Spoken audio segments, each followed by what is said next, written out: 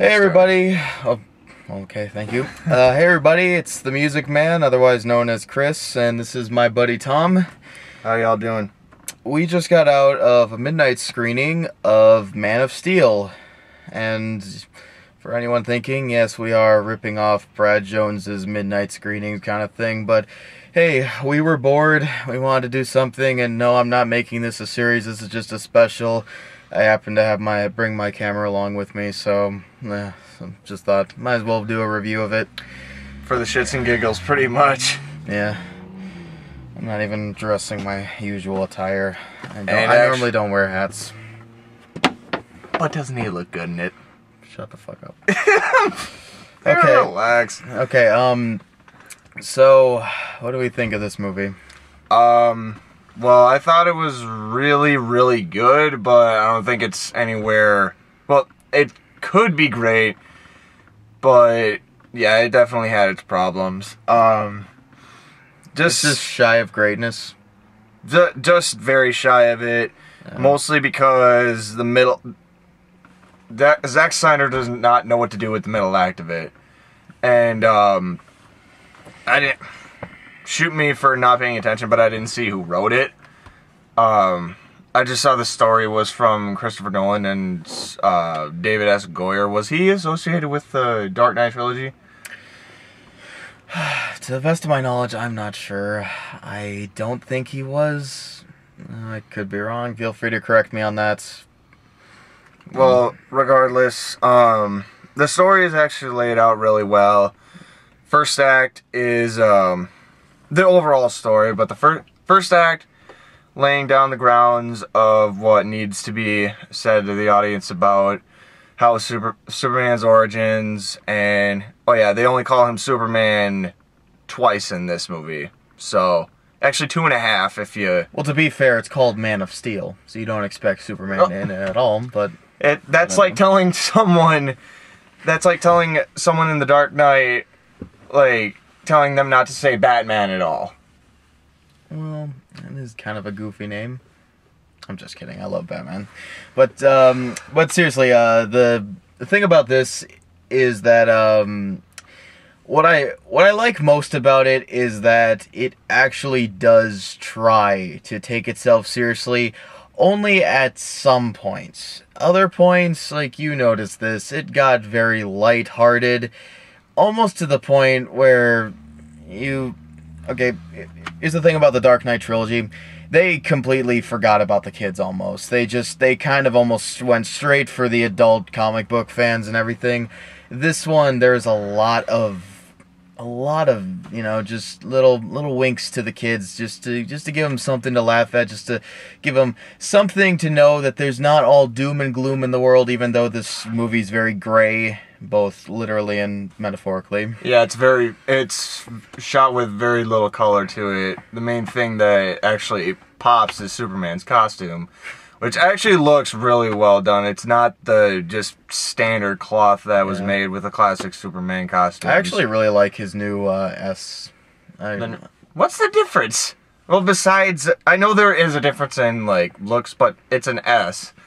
Like, well, I'm just like the fonts and the fact that there's no yellow behind it. There is yellow behind it. You didn't see it? No, there isn't. What? It's blue.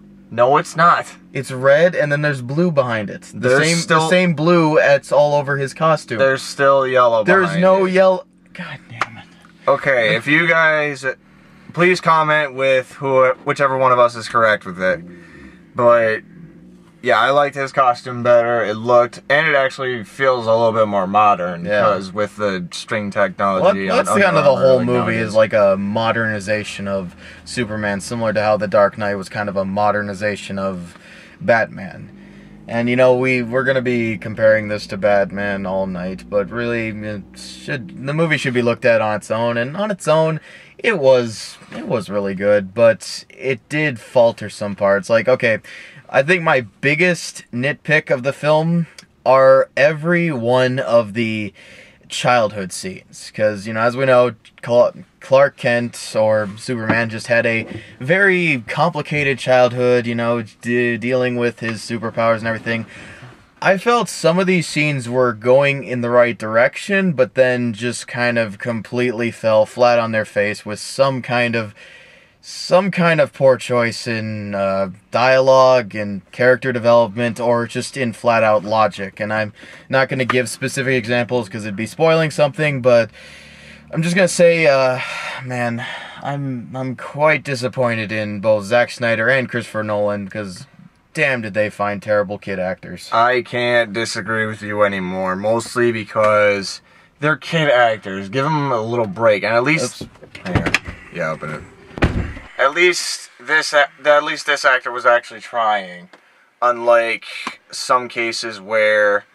Actually, okay. I shouldn't quite blame the kids. It's more how the adults were treating the kids. Okay, that stupid fucking scene with his mom where he locks himself in the closet and he's like, "Imagine the world as an island and go to that island." It's like, God damn it, shut the fuck up. Okay, I gotta admit that scene was a little bit goofy, but try and put yourself in his shoes. Try and put yourself in that situation. That would be the exact thing that you would want. You don't want anyone else around you. You don't want anything to do with you or to get you out of that situation. I actually thought it was really funny when he was using his lasers to burn his teacher's hand. That was... See, that part again I felt was both too goofy to be taken seriously as the scene, and that's the other thing. The scene was supposed to be taken seriously, but it was so cheesy and at times, like you said, got so goofy. How do you do it with any form of dignity? But in order to understand the results, you have to look at the circumstances and the cause that made it that way. His senses were on the fritz, and he's going insane with all of the adjustments that he has to make. Sorry. And I could say, well, that's not spoiling too much. I mean, it's right in the beginning of this series, and I'll say that part I do really like is that's something that really I don't know is touched on very much in the comic books or even like the cartoon series, which is the thing. Did you even read the comic book series? Yeah, I read the comic books. Okay, good. So, just to let all of you know, I didn't read any of the Superman comics. This is his first Superman movie, actually. That is very true, start to finish. Yeah. And but Superman, just basing on his characteristics and his backstory, he's my favorite superhero. I like him better than Batman, mostly because he actually has superpowers. Dude, fuck you, Spider-Man all the way. But yeah, so coming from your perspective, see, because I've seen all the other Superman films, and reasonably I can understand why you wouldn't want to watch them, because there's really only 2 good Superman movies in existence. As touched on by almost everybody on the internet. Yeah, not including this one though, but I'd say this one goes up there with one of goes up with the ones that actually have qualities that are good to them. Yeah, but so how was this? Were you lost it all, or no? Good explanation of Superman's character. It was good explanation, good like grounding of what needs to be known for the backstory and the character of him. But the way that his current story was told, like how he was, like how he has grounded himself in like his current society, just a giant mashup of trying to cram in too much just to make up for the runtime of an extended action scene. And just to let all you guys know, this movie is incredibly fast-paced. Zack Snyder just wanted to try and rush through a lot of it, tried to rush through a lot of the story too, to get to the action scenes. But it does explain a good amount of stuff well. There's enough storytelling elements to it that keep people like me, the more, classy. But it's briefly, even though it is explained, it's done briefly, and I sound like such a douchebag. Yes, the people like me, the super classy people that can tell the difference between Scott Pilgrim versus the World and Citizen Kane. But easy. No. I mean, I'm not being like that. But what I'm saying is that it's not like Avengers, where it's like 60% action sequences and the rest a little bit of storytelling, and it's not simple. It's actually it actually gets a little almost too complicated to the point where it's like, is this a Superman movie anymore? It's like, I don't know. Okay, I will touch base with you on that. This is a direct Superman movie because it manages to it doesn't try and take itself seriously.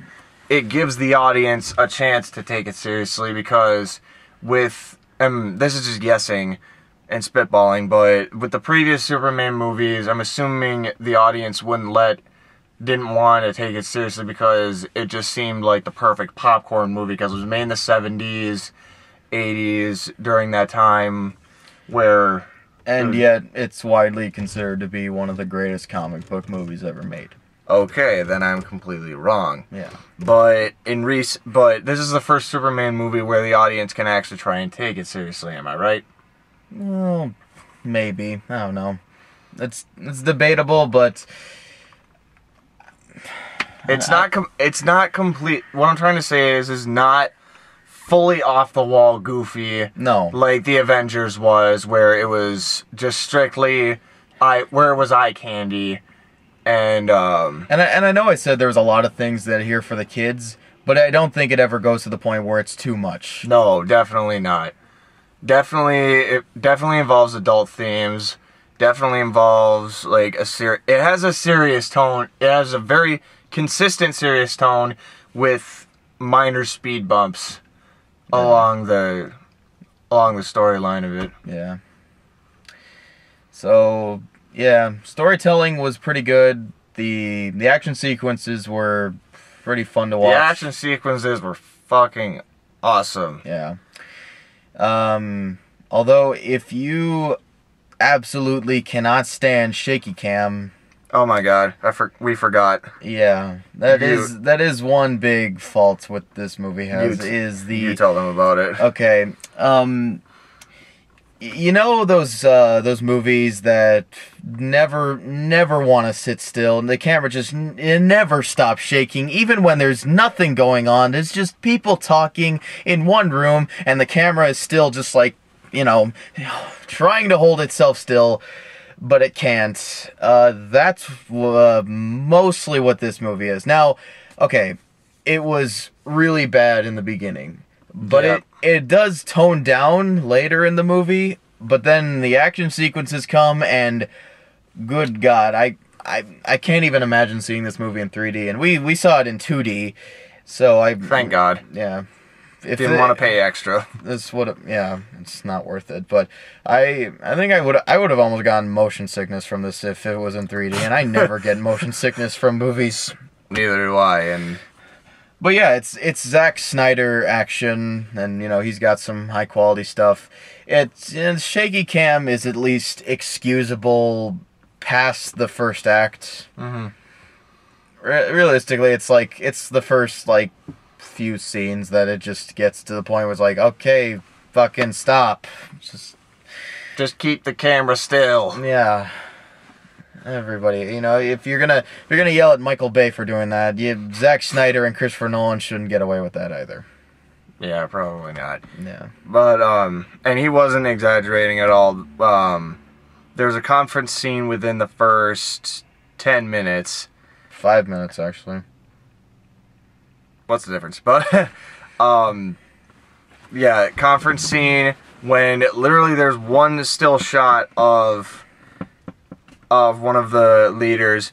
Right when she's talking, just like this, it's literally just slightly moving. Just bouncing up and down.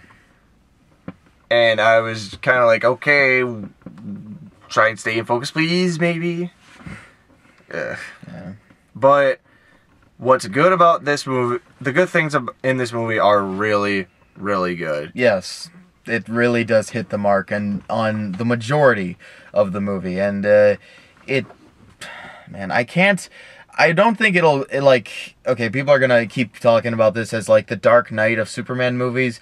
No, I would say this is more the Batman Begins of Superman movies, and that's essentially what this is, because I highly doubt I'm spoiling anything when I say this, but there it doesn't complete itself at the end. There's clearly opening to add more, and there's definitely going to be a sequel.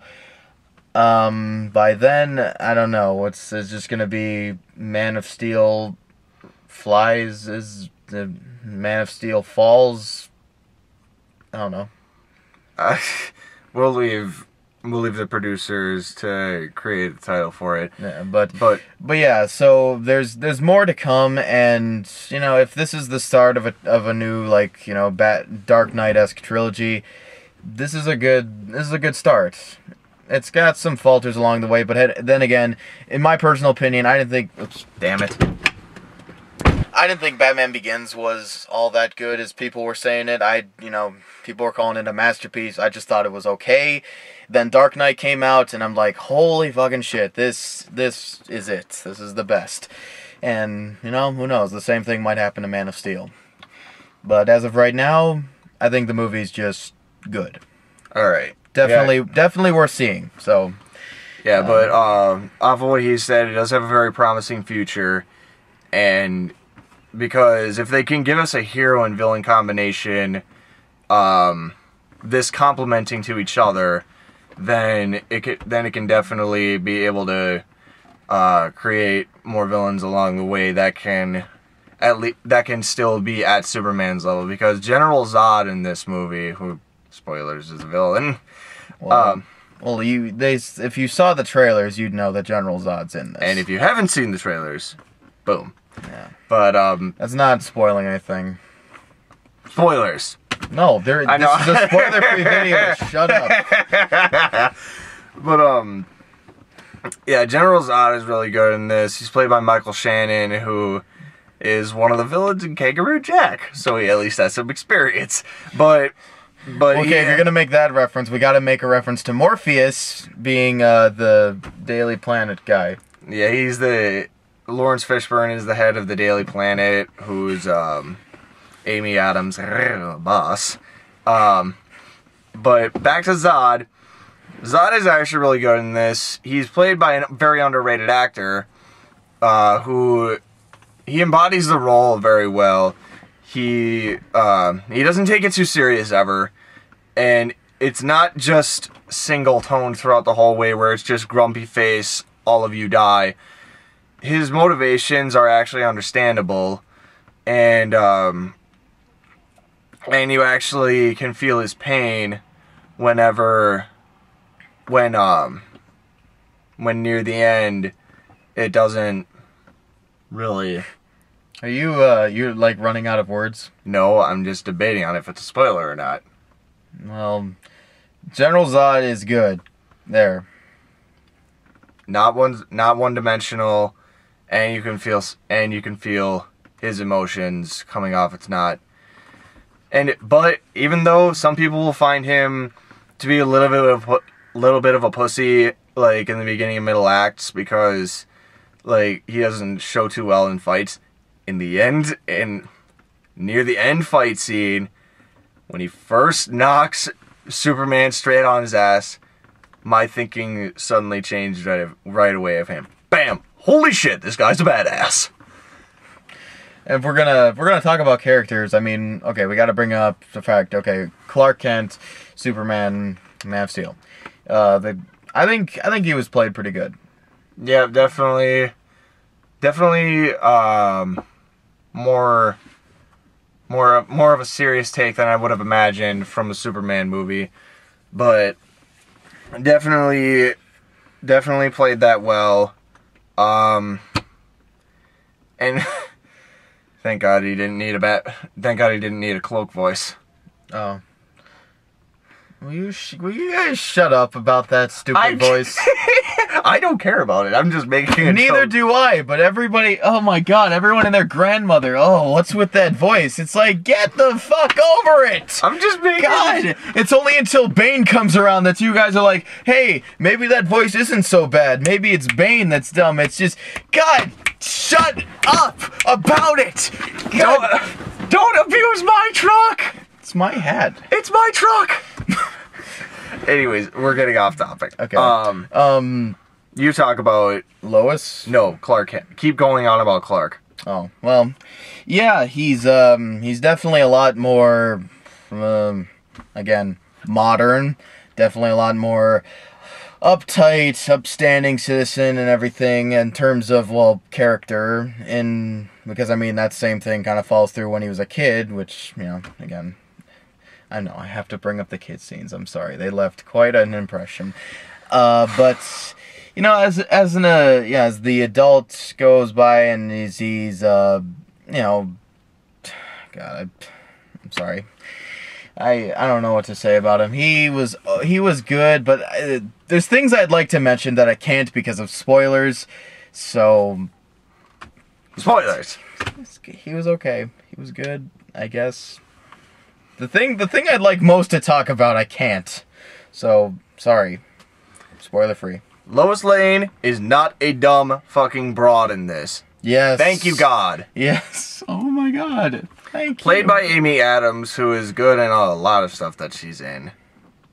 Yeah. Yeah. Of course But- you would be like that. What? She's hot. Yeah, zip those pants back up, mister. They're button fly, and they're already up. Okay. But, Anyways, in the past movies and in past TV shows, comic books, blah blah blah blah, she's just been the dumb dame who is all in distress and needs saving or whatever. Even though she does need saving in this one, it's definitely not to the high extent that has been in the previous I movies. think she's only, like... Is it, like, twice? What do you mean? Twice she needs to be saved? Yeah, For things that's not even really her fault? but in previous movies or just this one? In this one. In I'm this talking one, about. that's what I'm hammering on is Okay. that she does need to be saved, but for legitimate reasons and for not, even though she actually did snoop into the Fortress of Solitude. That's what it was when they were in the Antarctic, right? I think so. It was like this movie's version of the Fortress of Solitude. It's not the same thing as before where, you know, it's like all the crystals and ice and everything. It's more like a spaceship, which again is not spoiling anything. I'm not giving away anything with that. It's just The origin of Superman. it's the Fortress of Solitude, I guess, essentially, but it doesn't, you know, comic book geeks and people who've seen the previous movies, it may not look like the, you know, thing you saw before. Just think of it as an airplane hangar. Yeah, something like that. And then, is anything else you want to mention? Yeah, what else is there to mention? Well, I guess his father was pretty good. Superman's father. Be prepared, Kevin Costner, for all of you that aren't too fond of him. But yeah, Kevin Costner as his dad was actually kind of okay. It could have gone without it. Just going through just going through his life directly instead of having a direct influence on him. Even though it is a little bit, I don't want to say it's phoned in, because I'm not sure if they mentioned it in the comic books or not, but it doesn't seem, it's not cheesy or predictable, but yet it's not the most original thing come up for father and son dialogue. And even though it can hit a lot of chords with different people, different moral lessons, different perspectives on how one would perceive an alien, and they pretty much reference that in the X-Men movies, where they fear anything that's different. Pretty much. But even though it's still the same, even though it's the same speech, it's a different delivery. Yeah. Overall, it's kind of the same. Almost down to the voice, it's kind of the same from like the previous movies. Mm-hmm. And like if you close your eyes, you could just see the face right there, minus the like. But I beard, will. They have one really, really powerful scene with Costner and Henry Cavill, who's Clark Kent. Then it's where it's actually, should I say it?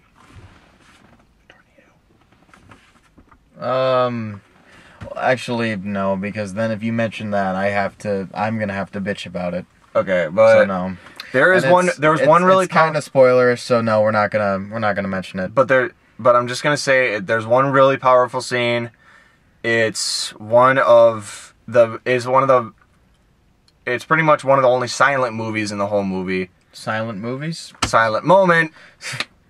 That's okay. That's okay. Derpy But yeah, there is some kind of logic abandonment in that scene as well. Didn't care. It made an impact. I hate when people abandon logic for plot. I don't care. There's also something else where, but again, the big parts that. Oops. God. Okay, you watch midnight screenings. You know this happens all the time. Keep going. Okay, I think many of the parts that I don't like are spoilerish. But the things that were good are were really good. Like you've mentioned before. Now we're just kind of repeating ourselves. So. Yeah, if you were kind of torn about seeing this movie thinking that it was going to be mostly action or mostly dialogue, it's got a good balance of both. The dialogue, for the most part, aside from the things we talked about before, it is solid. And the acting is, for the most part, solid. The action, all of it is phenomenal. The action is fantastic. Great. It is some of the best action I think I've seen this summer. Yeah, and that's saying a lot for what's coming out in the future. Yeah. Well, then again, that might change. Pacific Rim looks really good. That might top it in action, but other than that, yes, good movie. And from my take on it, it's very messy in the middle, but if you can tough it out through that, you'll be very satisfied. And would recommend seeing it in 3D or no? You can take a chance if you want to go see it. I wouldn't personally, but I'm not one. Then again, personal preference. I'm not one for 3D unless it's something you can kind of already tell they put a lot of effort into it. I don't think this one seems like a conversion type 3D rather than the shot in 3D kind.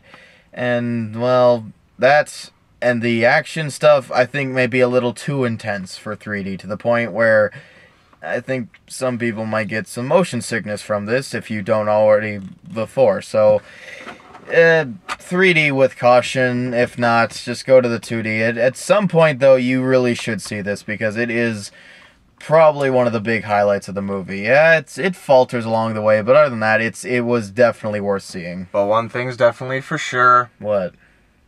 This would be a hell of a lot better to see in 3D than Great Gatsby, which I still have yet to see. Fuck you, Baz Luhrmann. Hey, I liked Great Gatsby. Anyways, but yeah, I really enjoyed it, but I wouldn't say this is any sort of fantastic masterpiece. It's definitely worth your time. It's better than a popcorn movie, but not as good as just barely under something like The Dark Knight. If we were to rank this, I would probably give it around a 7.5 out of 10. I'd give it an 8 out of 10. Very good. And obvious. Go see it. Whatever positive recommendation we give.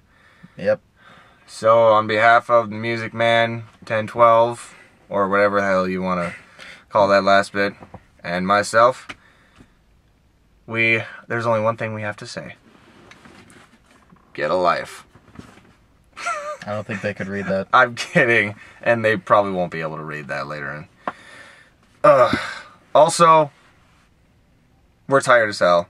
I have to drive home, and I'm about to pass out. Good night, everybody.